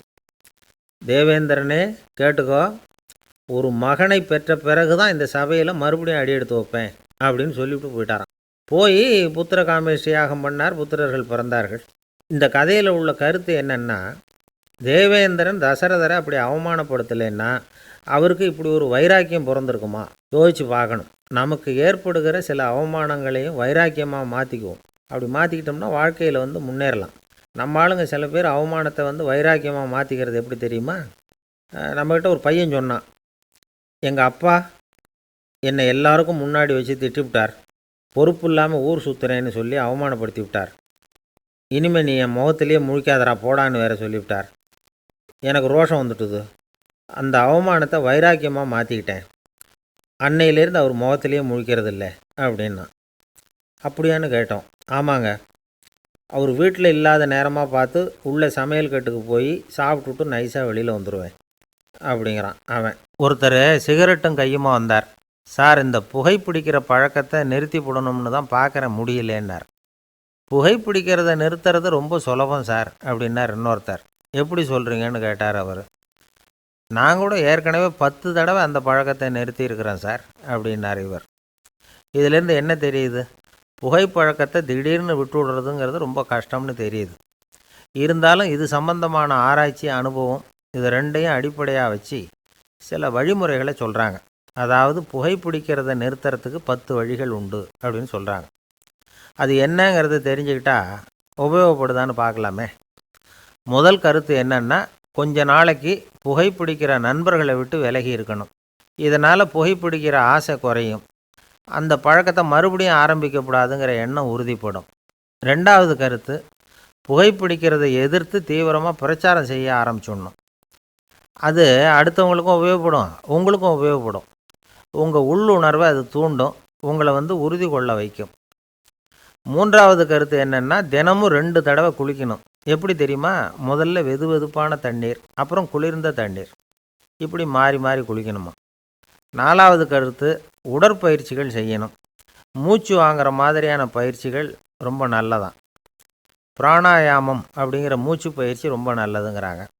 அப்புறம் ஐந்தாவது கருத்து, சாப்பாடு மிதமாக இருக்கணும், சீராக இருக்கணும். பச்சை காய்கறிகள், பழங்கள் சாப்பாட்டில் சேர்த்துக்கலாம். அடிக்கடி கொஞ்சம் கொஞ்சமாக சாப்பிட்டு ரத்தத்தில் சர்க்கரையின் அளவை பராமரிக்கணும். இது நரம்புகளை அமைதிப்படுத்தும். ஆறாவது கருத்து என்னென்னா, ரொம்ப நேரம் பசியோடு இருக்கக்கூடாது. புகைப்பிடிக்கிறத நிறுத்த முயற்சி செய்யும் பொழுது எடை குறைப்பு நடவடிக்கைகளை மேற்கொள்ளக்கூடாது. ஏழாவது கருத்து, காப்பி, தேநீர், மதுபானம், அப்புறம் போதைப் பொருள்கள் கலந்த உணவுகள் இதெல்லாம் வேணாம். புகைப்பிடிக்கிறத அதெல்லாம் ஊக்கப்படுத்தும். கடுகு, மிளகு, அப்புறம் காரமான பொருள்களை தவிர்க்கணும். உப்பு அளவை குறைக்கணும். தினமும் 10 குவளை தண்ணீராவது குடிக்கணும். வெறும் தண்ணி புகைப்பிடிக்கிற ஆவலை தணிக்குதான். எட்டாவது கருத்து, கையில் சிகரெட்டு, புகையில ஏதாவது இருந்தால் உடனே தூக்கி எறிஞ்சிருங்க. அது கையில் இருக்கிற வரைக்கும் புகைப்பிடிக்கிற ஆசை வந்துக்கிட்டே இருக்கும். ஒன்பதாவது கருத்து என்னென்னா, இறை நம்பிக்கை உள்ளவங்க புகைப்பிடிக்கிற எண்ணம் வர்றப்போவெல்லாம் பிரார்த்தனை செய்ய ஆரம்பிச்சுடலாம். 10வது கருத்து, உங்களுக்கு ரொம்பவும் வேண்டியவங்க யாரோ அவங்கக்கிட்ட எல்லாம் நீங்கள் புகைப்பிடிக்கிறத நிறுத்தி விட்டதாக சொல்லிவிடுங்க. இந்த 10 வழிகளையும் கடைபிடிக்க ஆரம்பிச்சுட்டா புகைப்பிடிக்கும் பழக்கத்தை நிறுத்தி விடலாம் அப்படின்னு சொல்கிறாங்க அனுபவப்பட்டவங்க. முயற்சி பண்ணி பார்க்கலாம். ஒரு முக்கியமான இடத்துல நின்றுக்கிட்டு இருந்தார் ஒருத்தர். அங்கே இன்னொருத்தர், ஏன் சார் இந்த இடத்துல சிகரெட் பிடிக்கலாமா அப்படின்னு அனுமதி கேட்டார். இந்த இடத்துல சிகரெட் பிடிக்கக்கூடாதுங்க அப்படின்னாரு இவர். நீங்கள் இப்படி சொல்கிறீங்க, ஆனால் இந்த இடத்துல கீழே நிறைய சிகரெட் துண்டுகள் கிடக்குதே, அவங்கெல்லாம் யார்? அவங்கெல்லாம் உங்கள் மாதிரி என்கிட்ட அனுமதி கேட்காதவங்க அப்படின்னாராம் இவர். ஒரு விவசாயி விதைக்கிறதுக்காக வயல்வெளி பக்கம் போகிறார். விதைகளை அள்ளி வீசினார். அப்போ என்ன ஆச்சுன்னா, சில விதைகள் பாதை ஓரத்தில் விழுந்தது. சில விதைகள் முள் செடிகள் மண்டி இருந்த புதருக்கு இடையில் விழுந்தது. சில விதைகள் நல்ல நிலத்தில் விழுந்தது. பாதை ஓரத்தில் விழுந்த விதை என்ன ஆச்சுன்னா, அதெல்லாம் பறவைகள் கண்ணில் போட்டுவிட்டுது. உடனே உட்காந்து கொத்தி தின்னுட்டு போட்டுது. அதிகமாக மண் இல்லாத பாறை பகுதியில் விழுந்த விதையெல்லாம் லேசாக வேர் விட்டு முளைக்க ஆரம்பிச்சிது. அதுக்கப்புறம் வேர் கீழேயும் ஆழமாக போக முடியல, மேலேயும் சூரிய வெப்பம் அதிகம் தாங்க முடியல, எல்லாம் காஞ்சி கருகி போட்டுது. புதர் பகுதியில் சில விதைகள் விழுந்தது இல்லையா, முள் செடிகள் காடாக மண்டி போயிருந்தது. அதனால் முளைச்சி வர்ற செடிக்கு நெருக்கடி அதிகமாக போட்டுது, சரியாக வளர முடியல, விளைச்சலும் சரியாக இல்லை. நல்ல நிலத்தில் விழுந்த விதைகள் மட்டும் நல்லா முளைச்சிது, நல்லா வளர்ந்தது, விளைச்சலும் பிரமாதமாக இருந்தது. இந்த கதையை சொல்லிவிட்டு கேட்க செவியுள்ளோர் கேட்கட்டும் அப்படிங்கிறார் இயேசு பெருமான். ஆமாம், இயேசு கடலில் நின்ற படகு ஒன்றில் உட்காந்துருக்கிறார். கடற்கரையில் ஏராளமான மக்கள் உட்காந்துருக்கிறாங்க. அந்த சமயத்தில் தான் இயேசு ஓமைகள் மூலமாக மக்களுக்கு பல உண்மைகளை சொல்லிகிட்டு இருக்கிறார். மக்கள் அந்த கதையை கேட்டுட்டு ஒன்றும் புரியாமல் முழிக்கிறாங்க. அதை கவனித்த இயேசு அந்த ஓமையை விளக்க ஆரம்பித்தார். இதில் அந்த விதைக்கிறவர் தான் இறைவன். அவருடைய வார்த்தைகளை விதைக்கிறார். அந்த வார்த்தைகளை கேட்கிற மக்கள் அந்த விழுந்த விதைகள் மாதிரி 4 வகையானவர்கள். சில பேர் பாதை ஓரத்தில் விழுந்த விதைகள் மாதிரி இறைவன் வார்த்தைகளை அவங்க கேட்குறாங்க. ஆனால் தீய எண்ணங்கள், செய்கைகள் மூலமாக விதைக்கப்பட்ட வார்த்தைகள் அழிஞ்சு போடுது. இறைவன் வார்த்தைகளை கேட்ட உடனே மகிழ்ந்து போய் உடனே சில பேர் அதை ஏற்றுக்கிறாங்க. இவங்கெல்லாம் அந்த பாறை பகுதியில் விழுந்த விதைகள் மாதிரி. அதனால் இவங்கெல்லாம் வேறு இல்லாதவங்க. கொஞ்ச காலத்துக்கு இறை வார்த்தைகளுக்கு கீழ்ப்படிந்து நடப்பாங்க. அதனால் ஏதாவது இடைஞ்சல் ஏற்பட்டால் உடனே தடுமாறுவாங்க. தங்கள்கிட்ட இருக்கிற நல்ல பண்புகளை விட்டுட்டு பாவ வழிகளுக்கு போயிடுவாங்க. முள் செடிகளுக்கு இடையில் விழுந்த விதைகள் மாதிரி உள்ளவங்க யாருன்னா, இவங்களுக்கு உலக கவலை உண்டு, செல்வத்தின் மீது மயக்கம் உடையவர்கள். உலக ஆசைகள் இவங்களுக்குள்ளே பூந்துடுறதுனால அங்கே இருக்கிற நல்ல பண்புகள் மறைஞ்சு போயிடுது. அதனால் அவங்களும் உபயோகம் இல்லாதவங்களாக ஆயிடுறாங்க. நல்ல மனிதர்கள் நல்ல நிலத்தில் விழுந்த விதைகளுக்கு ஒப்பானவர்கள். இவங்க இறை வார்த்தையை கேட்குறாங்க, அதை ஏற்றுக்கிறாங்க, அவங்களும் நல்லபடியாக வாழுறாங்க, அடுத்தவங்களுக்கும் உபயோகமாக இருப்பாங்க. இதுதான் இயேசு சொன்ன விளக்கம்.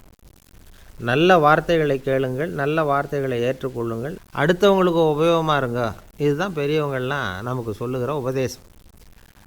ஒரு அப்பா தன்னுடைய மகனுக்கு உபதேசம் பண்ணார். இதை பாருப்பா, நல்ல வார்த்தைகளை கேட்கணும், எப்போதுமே மகன் அப்பா பேச்சை கேட்குறது நல்லது அப்படின்னாராம்.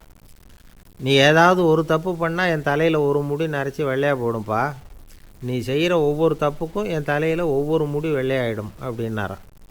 பையன் யோசித்தான், அப்பா இப்போ தான் எனக்கு புரியுது, தாத்தாவோட தலைமுடி பூராவும் வெள்ளையாக இருக்கிறதுக்கு என்ன காரணங்கிறது எனக்கு இப்போ தான் புரியுது அப்படின்னானா. ஒருத்தன் எப்படி நடந்துக்கிறாங்கிறத வச்சு தான் அந்த ஆள் எப்படிங்கிறத நாம் முடிவு பண்ணுறோம்.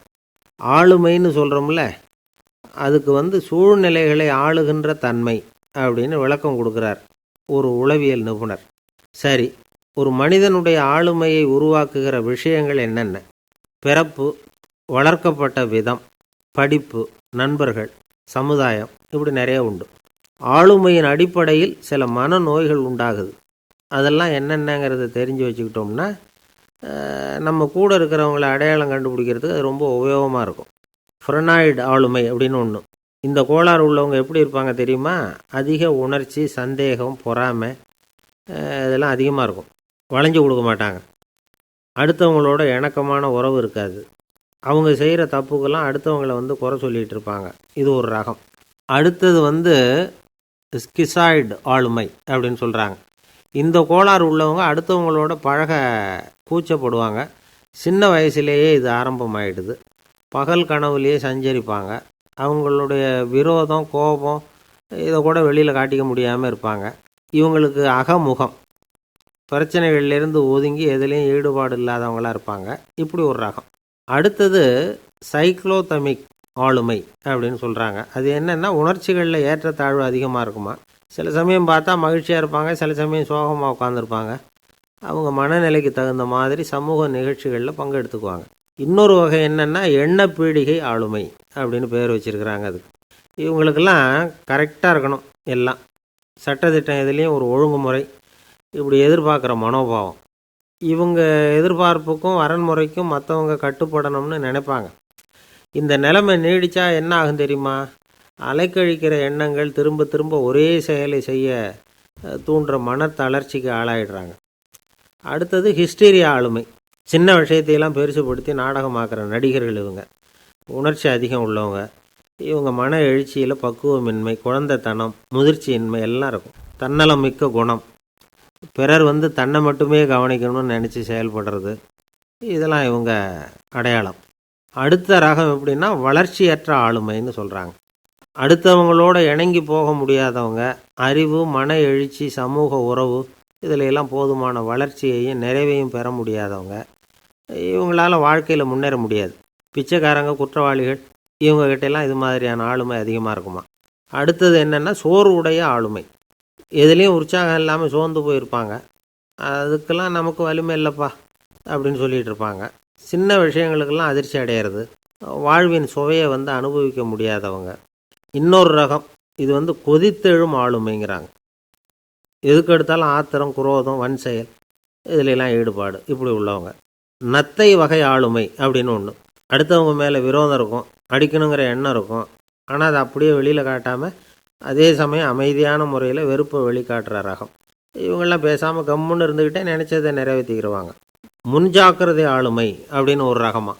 பாதுகாப்பின்மை, சந்தேகம், முழுமையின்மை, அறவேக்காட்டுத்தனம் இந்த மனப்போக்கு அதிகமாக இருக்கிறதுனால அகம்பாவம், புடிவாதம், எச்சரிக்கை எல்லாம் அளவுக்கு மீறி இருக்கும். இதுவரைக்கும் நாம் பேசிக்கிட்டு இருந்த ஆளுமை பண்புகள் அளவுக்கு அதிகமாக போயிட்டுதுன்னா ஆளுமை கோளாறுகள் ஏற்படும். அதன் அடிப்படையில் மனவியாதிகள் வருமா.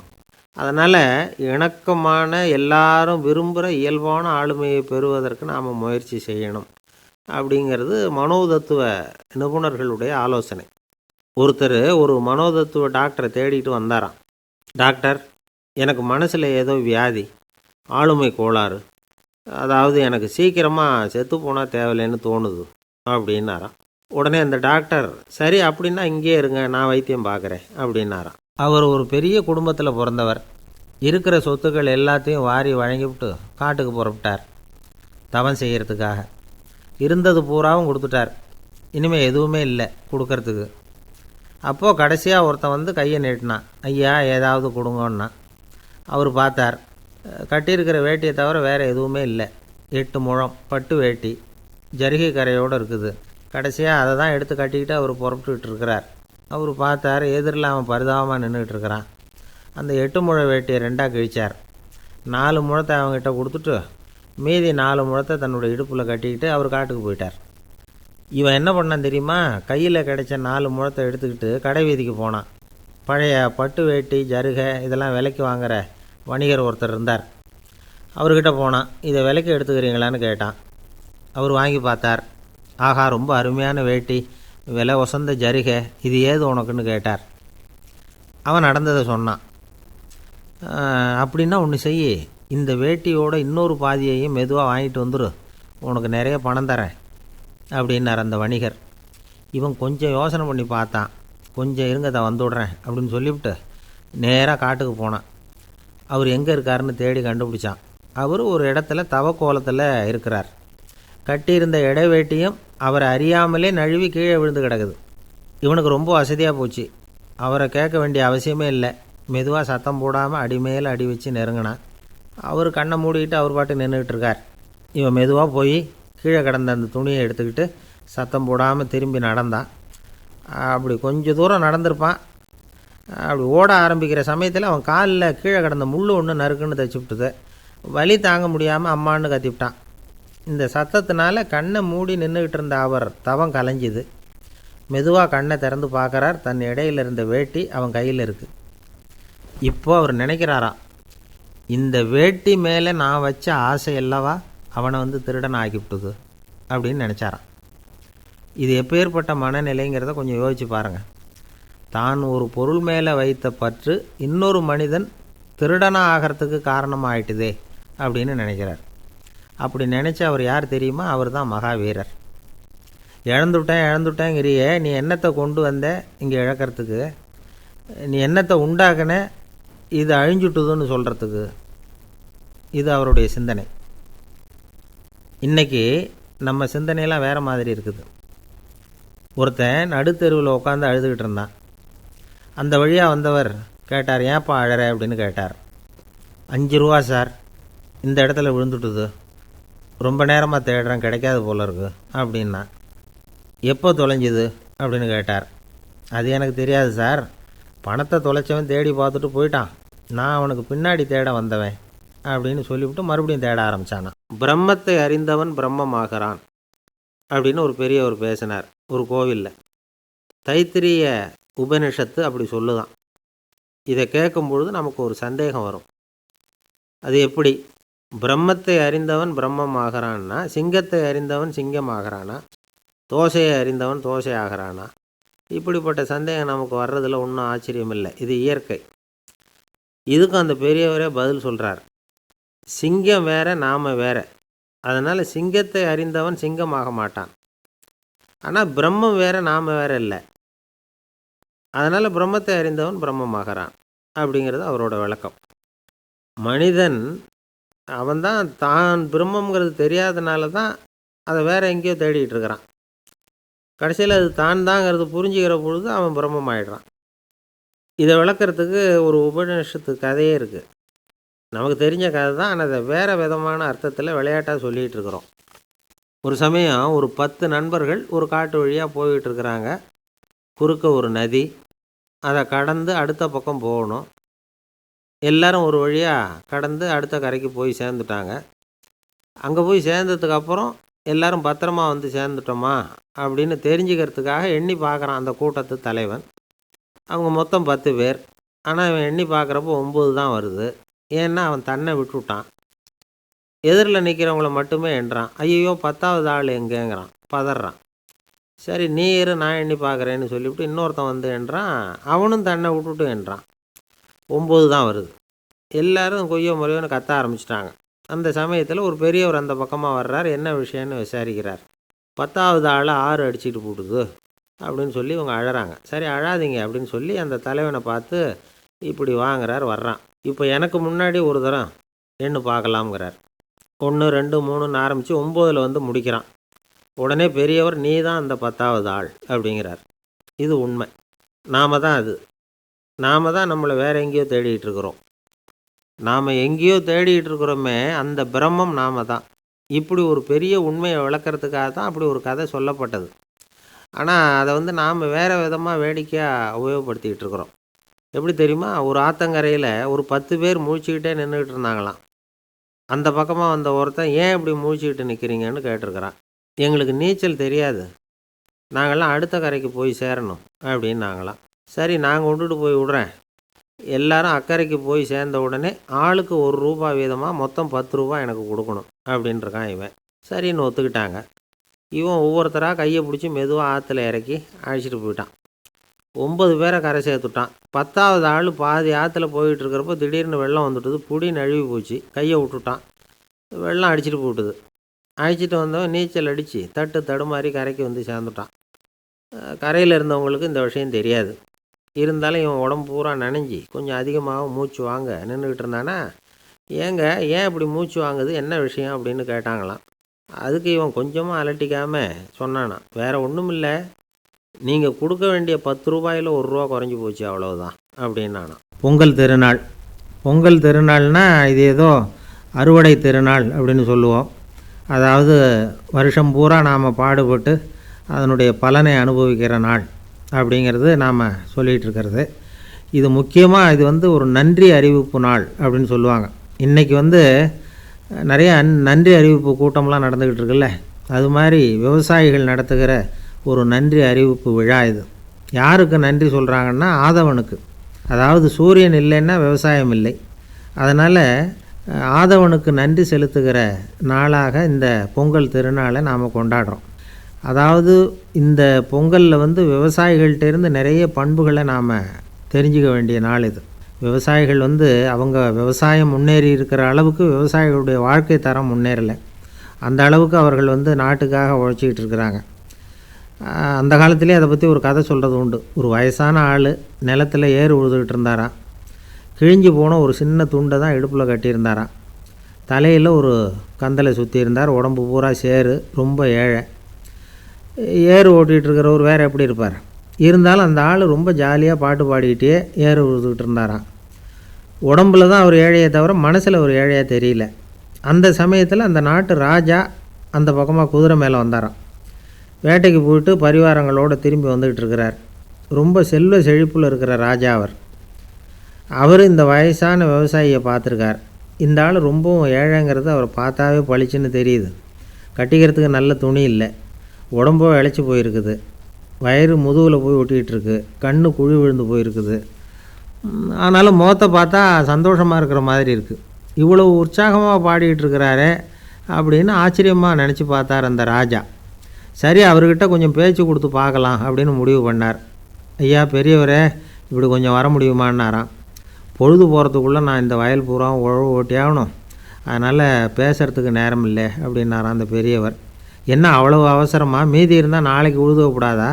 அது சரி, உனக்கு எத்தனை ஏக்கர் நிலம் இருக்குது அப்படின்னு விசாரிச்சிருக்கார் ராஜா. எனக்குன்னு சொந்தமாக உள்ளங்கை அளவு கூட நிலம் கிடையாது. இது எங்கள் முதலாளியோட நிலம். இதை பூராவும் உழுது முடித்தாதான் அவர் கூலி கொடுப்பார். நான் கூலிக்கு உழுதுகிட்டு இருக்கிறேன். உங்ககிட்ட பேசிக்கிட்டு இருந்தால் அவருக்கு துரோகம் பண்ணது மாதிரி ஆகிடும் அப்படின்னாராம். ராஜா குதிரையை விட்டு கீழே இறங்கினார். வரப்பில் நடந்து அந்த பெரியவர்கிட்டே போனாராம். சரி, ஒரு நாள் பூரா உழுதா உனக்கு எவ்வளவு கூலின்னு கேட்டிருக்கார். 8 அணா கூலி கிடைக்கும்னாராம் அவர். இது ரொம்ப காலத்துக்கு முன்னாடி நடந்த ஒரு சம்பவங்கிறதுனால அப்போ 8 அணா கூலிங்கிறது ரொம்ப பெருசு. இருந்தாலும் அதுவும் அந்த ராஜாவுக்கு பெரிய கூலியாக தெரியல. இவ்வளவு தானா, இதை வச்சுக்கிட்டு நீ எப்படி காலம் தள்ளுற அப்படின்னாராம். ஒன்றும் கவலை இல்லை அப்படின்னாராம் அவர். ராஜாவுக்கு ரொம்ப ஆச்சரியமாக போச்சு. 8 அணா கூலி வாங்குகிற இந்த ஆள் கவலை இல்லாமல் இருக்கிறார், ஏராளமான வசதியோடு இருக்கிறன்னா கவலை இல்லாமல் வாழ முடியலையே அப்படின்னு நினச்சி பார்த்துருக்கார். அது சரி, 8 அணாவில் எப்படி குடும்பம் நடத்துகிற அப்படின்னு கேட்டாராம். எனக்கு கிடைக்கிற 8 அணாவில் 2 அணா குடும்பத்துக்கு செலவழிக்கிறேன், 2 அணா பழைய கடனுக்கு கொடுக்குறேன், 2 அணா தர்மம் செய்கிறேன், 2 அணா வட்டிக்கு கொடுக்குறேன், ஒரு குறையும் இல்லைன்னாராம். ராஜாவுக்கு ஒன்றும் புரியல. எனக்கு ஒன்றும் புரியலையேன்னு இருக்கார். ஐயா, எனக்கும் என் மனைவிக்கும் 2 அணா செலவாகுது.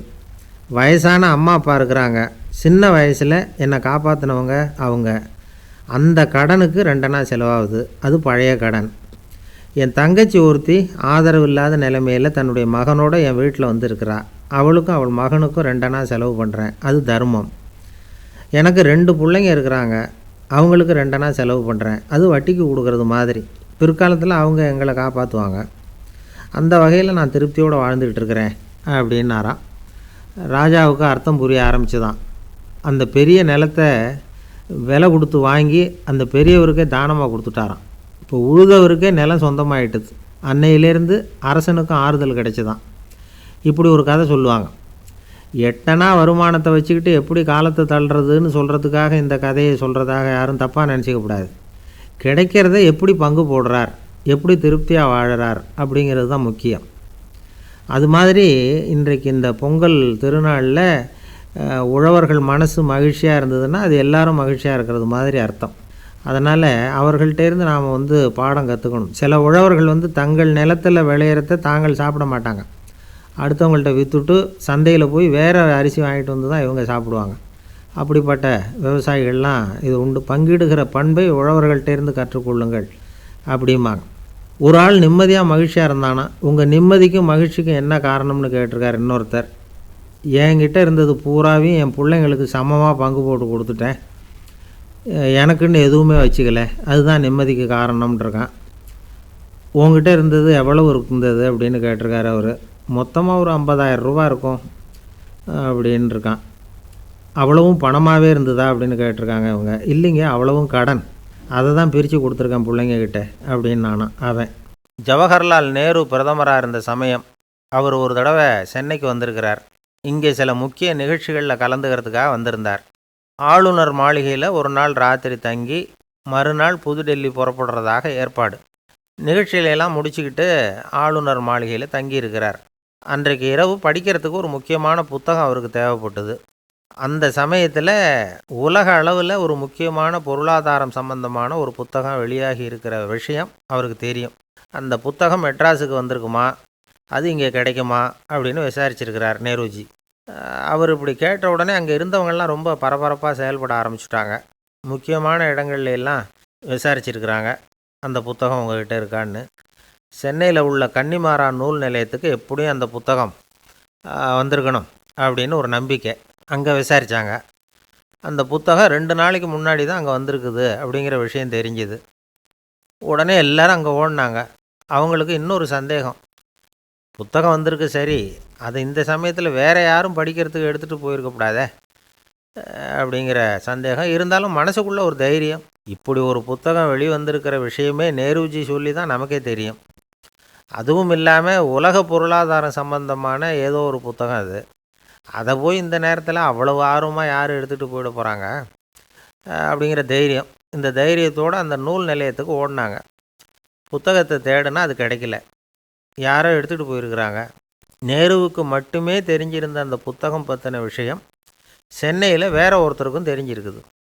உடனே எல்லாரும் பரபரப்பாக அந்த அதுக்குன்னு இருக்கிற ரிஜிஸ்டர் இருக்குல்ல, பதிவேடு, அதை புரட்டி பார்க்குறாங்க யார் எடுத்துகிட்டு போகிறாங்கன்னு தெரிஞ்சுக்கிறதுக்காக.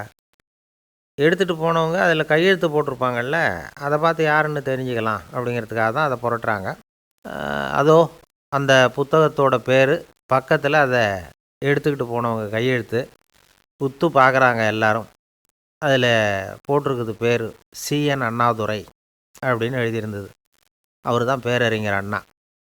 நேரு படிக்க விரும்பின ஒரு புத்தகத்தை அதே நேரம் படிக்க விரும்பின இன்னொரு தலைவர் இவர்.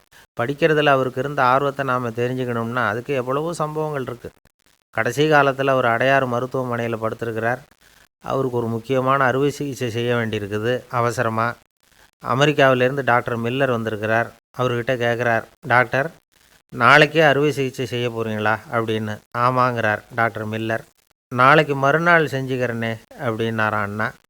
ஏன் ஏதாவது நாள் பார்க்குறீங்களான்னு கேட்டிருக்கார். இல்லை, ஒரு புத்தகத்தை படிச்சுக்கிட்டு இருக்கிறேன், அதை நாளைக்குள்ளே முடிச்சிருவேன், அதுக்கப்புறம் நான் இறந்தாலும் கவலை இல்லை அப்படின்னாராம் இவர். அவர் தான் அறிஞர் அண்ணா. சங்ககால நூல்கள்லேருந்து சமீபத்தில் வந்த நூல்கள் வரைக்கும் எல்லாம் அவர் படிச்சிருக்கிறார். ஒரு திருமண விழாவில் அவர் பேசும்பொழுது சொன்ன விஷயம் இது. சங்க காலத்தில் காதலியை மணக்க விரும்புகிறவனுக்கு அவனுடைய தந்தை வீர சோதனைகள்லாம் வைப்பார். போய் புலிப்பல் கொண்டுக்கிட்டு வா, அப்போ தான் என் பொண்ணை கொடுப்பேன் அப்படின்னு சொல்லுவார். காதலன் உடனே காட்டுக்கு போவான், ஒரு புலியை கொன்று அதனுடைய பல்லை கொண்டுக்கிட்டு வருவான். அதை வீர பதக்கத்தில் பதிச்சு அவனுக்கு மாமனார் சூட்டுவார் கல்யாண சமயத்தில். இப்போலாம் காதலன் கிட்ட அப்படி சொல்ல முடியாது.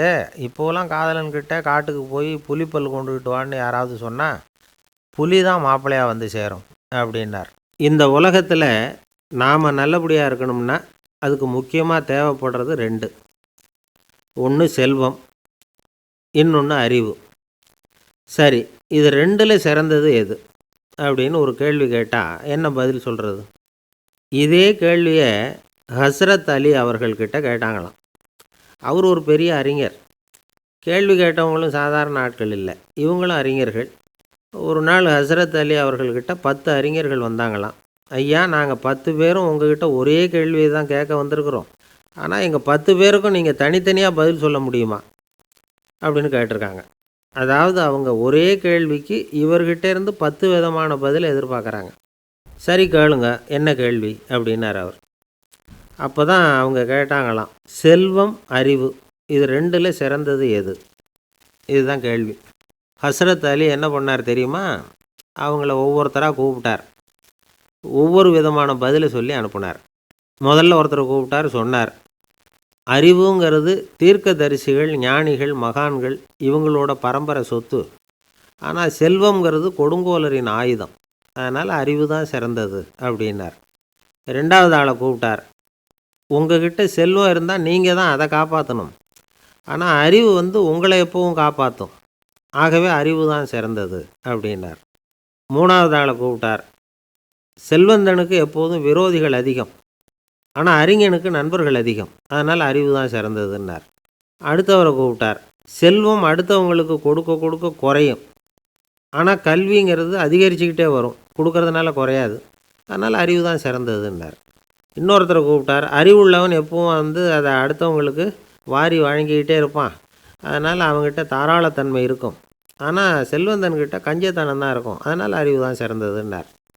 6வது நபரை கூப்பிட்டார், செல்வத்தை கள்வர்கள் திருடிட்டு போக முடியும், ஆனால் அறிவை அப்படி திருடிட்டு போக முடியாது அப்படின்னார்.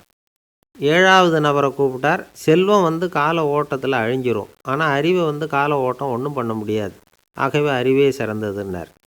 8வது ஆளை கூப்பிட்டு சொன்னார், செல்வத்துக்கு எப்பவும் எல்லை உண்டு, நிறை உண்டு, அளவு உண்டு, கணக்கு உண்டு, ஆனால் அறிவுக்கு அப்படிப்பட்ட எல்லை எதுவும் கிடையாது, அதனால் அதுதான் சிறந்ததுன்னார். அடுத்தவனை கூப்பிட்டார், செல்வம் உள்ளத்தில் உள்ள ஒளியை போக்கிவிடும், இருட்டை உண்டாக்கிவிடும், விரிந்த மனப்பான்மையை குறுகலாக்கிவிடும், ஆனால் அறிவு அப்படி இல்லை, இருண்ட உள்ளத்தில் ஒளியை பாய்ச்சி அதை விசாலப்படுத்துது, அதுதான் சிறந்ததுன்னார். கடைசியாக 10வது நபரை கூப்பிட்டார், செல்வம் மனசில் செருக்கை உண்டாக்குது, ஆணவத்தை ஏற்படுத்துது, அதனால் நானே கடவுள்னு நினைக்கிற அளவுக்கு மனுஷனை தாழ்த்தி விடுது, ஆனால் அறிவு பணிவையும் பண்பாட்டையும் வளர்க்குது, அதனால் அறிவு தான் சிறந்ததுன்னார். ஆக இப்படி 10 பேருக்கும் 10 விதமாக பதில் சொன்னது மூலமாக ஹஸ்ரத் அலி அவர்கள் அறிவு தான் செல்வத்தை விட சிறந்தது அப்படிங்கிறதுக்கு 10 காரணங்களை சுட்டி காட்டியிருக்கார். அந்த அறிஞர் 10 பேர் கேட்ட ஒரே கேள்விக்கு 10 பதில் சொன்னார். நமக்கு வேண்டிய ஒருத்தர் 10 பேர் கேட்ட கேள்விக்கு ஒரே பதில் சொல்லி சமாளித்தார். கேள்வி என்ன தெரியுமா? என்கிட்ட வாங்கின கடனை எப்போயா திருப்பி கொடுக்க போகிற? இதுதான் அந்த 10 பேரும் கேட்ட ஒரே கேள்வி. இந்த மாதம் 26ஆம் தேதி தந்துடுறேன் அப்படிங்கிற ஒரே பதில் சொல்லி அவ்வளவு பேரையும் இவர் அனுப்பி வச்சுட்டாராம். எல்லாரும் போனதுக்கப்புறம் இவரை தனியாக கூப்பிட்டு கேட்டிருக்கிறாங்க, அது என்ன சார் கணக்கு 26ஆம் தேதி, அன்னைக்கு என்ன அதிசயம் நடக்க போகுது அப்படின்னு கேட்டிருக்காங்க. அதிசயம் அன்னைக்கு இல்லை, அதுக்கு நாளே நடக்க போகுதுன்னாராம். விவரமாக சொல்லுங்கன்னு இருக்காங்க. வேறு ஒன்றும் இல்லைங்க, 26ஆம் தேதி தானே எல்லாரையும் வர சொல்லியிருக்கிறேன், அதுக்கு நாளே நான் புறப்பட்டு தலைமறைவாயிட போகிறேன் அப்படின்னாராம் ரொம்ப பெருமையாக.